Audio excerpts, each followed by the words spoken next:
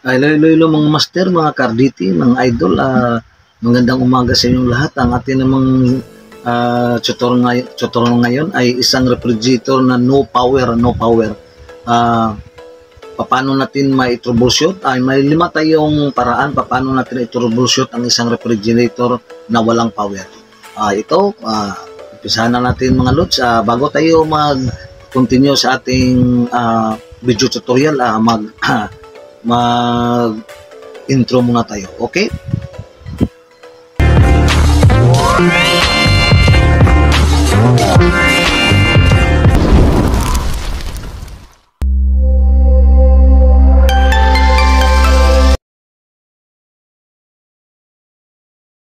Okay, hello mga karditi. Ang 5 pamaraan paano natin may troubleshoot ang ating refrigerator na no power.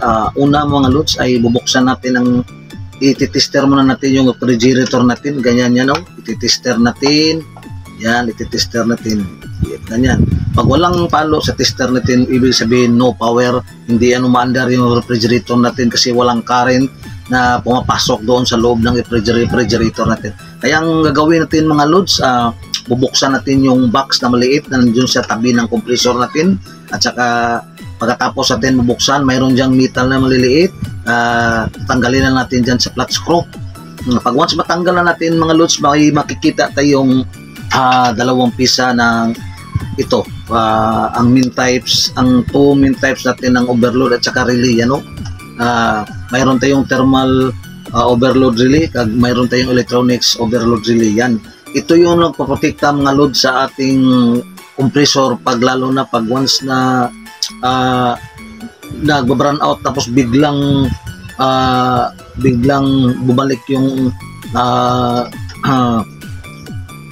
ang bumabalik yung kuryente natin. Yan ang kadahilanan sa sisirain niya either sa dalawa ito. Dahil ito both are designed to protect the refrigerator for compressor from damage caused by excess current through. Yan. Ito yan siya mga kaibigan, mga loads, mga master. Ito yun siya nagprotekta. Pag once pumapasok yung kuryente natin bigla na tayong magkailaw, ito ang karamihan ay kadalasan niya ay masisira yung dalawa. Kasi ito yung nagprotekta ng ating compressor.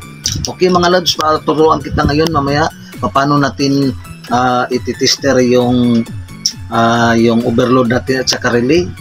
Paano natin ititester yan, ang relay paano natin ititester, ang overload paano natin ititester, kung malaman natin kung good ang mga pisa na yan.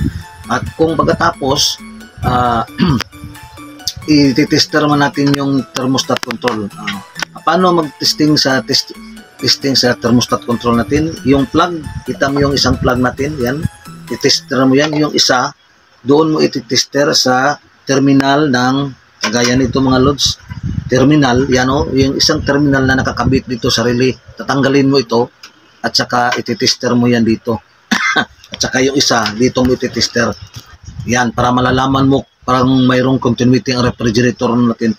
Pag walang continuity, ibig sabihin may problema yung thermostat control natin. Ang gagawin natin mga loads, tatanggalin natin yung 2 terminal, ayan, 2 terminal, sa thermostat control, at saka bulalagyan natin ng wire, ganyan, pasok mo dyan, saka ititester naman natin yung 2 tester dito, yan, yung black at saka itim. Pag once pumapalo yung plug ng refrigerator, ibig sabihin sira yung thermostat control. Yan, sira siya, kaya nga hindi makapasok yung current kasi nasisira. Kaya nga ang gagawin natin, i-jump natin temporary. Kung pwede natin ipandarin yung mga loads down, kahit seconds lang, tatanggalin natin. At kung pag once ma-under yung compressor natin, talagang ito ang nakashort na talaga, nasira ang thermostat control natin.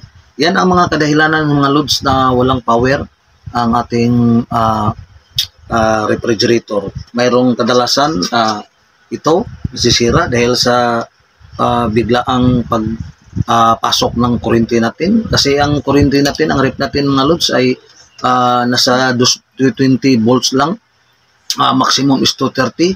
Tapos yung current natin ay biglang pumapasok, ay kagaya na yung isang sapa mga loads na yung ang karet ng tubig, yung biglang umulan doon sa may kwan, biglang bumaha, sobrang lakas ang tubig, ganyan din ang kuryente natin mga lods.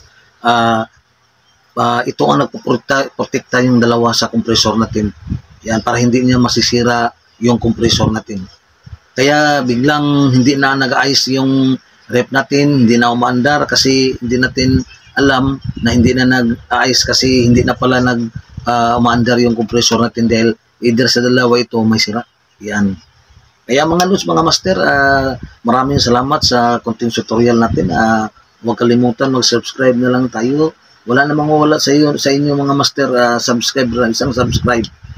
Isa kang like, mag-heart tayo sa ating video tutorial, Romy the Great TV, at shout out yan sa mga kaibigan natin dyan sa mga malayong lugar, Luzon, Visayas, Mindanao. Shout out dyan sa mga Lumina Group, mga kaibigan ko sa mga Lumina Group. Shout out dyan sa inyong lahat, sa Bata, Pipsi, shout out sa inyong lahat dyan. Okay, God bless us all, I love you all. Ang susunod naman natin ituturo mga lods, abangan nyo naman ang susunod natin na video tutorial. Okay, love you all, mua. Okay, bye-bye.